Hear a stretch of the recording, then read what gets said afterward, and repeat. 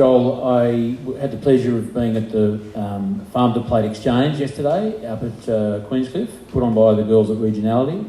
And one of the points you made was that a critical point in your life was when you were cut out of the baseball team. That was a really interesting statement. Can you tell us why that was a turning point? Yeah, well, my mom was a high school health and phys ed teacher, very athletic. My older brother, the guy with the bees, was a athletic, real football standout gymnast and all this stuff. So here I come as this little brother, and you always want to try to outshine your bigger brother, right? I mean, that's the deal. So I go out for the 7th grade baseball team, and I don't make the team. And go out for the 8th grade basketball team, I don't make the team. I was what you call a late bloomer. I was a little pudgy late bloomer. I did finally bloom, but it was later. But I had some success in spelling bees, forensics, competing in like poetry contests and things like that. And so I made a very critical decision at that point. I can remember it like yesterday. I came out of that basketball thing and I said, I will never again go out for a team. I'm going to put my attention on communication because that seems like what I have a gift for. And so from that day on, I immediately joined the debate team as an 8th grader after getting cut from the basketball team and excelled there, debated all through. I was the lead in all the school plays. Did public speaking, forensics, and entered essay contests. I never entered a school essay contest that I didn't win in both high school and college. I'm not bragging. I'm just saying you got to find your strength. And so that failure to make, so I tell middle school students, because this is a vulnerable age, right? 13 years old, 12, 13, early puberty, where am I going to go? And I tell kids, I say, the best thing that can happen to you is failing at something, because if you take that failure and direct it to a strength, that failure will help focus your life on your strength.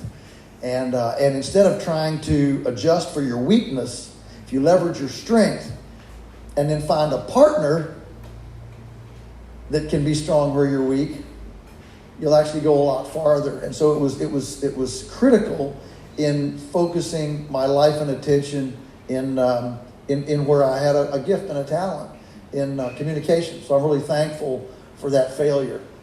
It's a good way to look at failure, and I think it's helpful for young people to understand that, poke around, try things, try a lot of things, okay? You'll succeed at some and you'll fail at some. Leverage your strengths.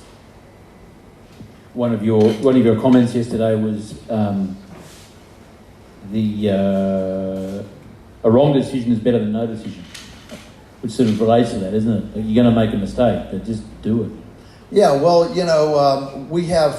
there's a book out called The Paradox of Choice.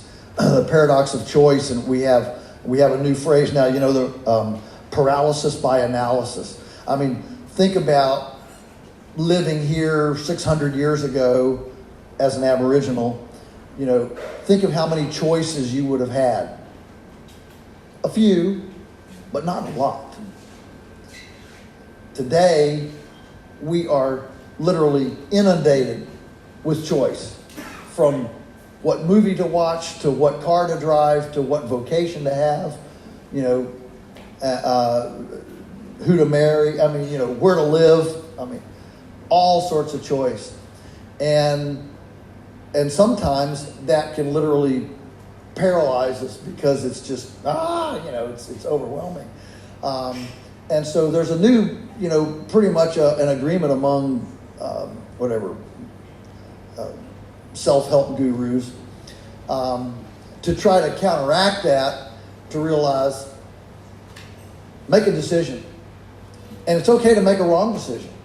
But make a decision, because making a decision, even if it's a wrong decision, is better than no decision at all. Sitting on your hands, being paralyzed, is actually worse than making a wrong decision. Movement. And if you make a wrong decision, you'll figure it out pretty soon, and you'll learn from it and make a better decision next time. There's no growth stimulant like pain. And like poverty.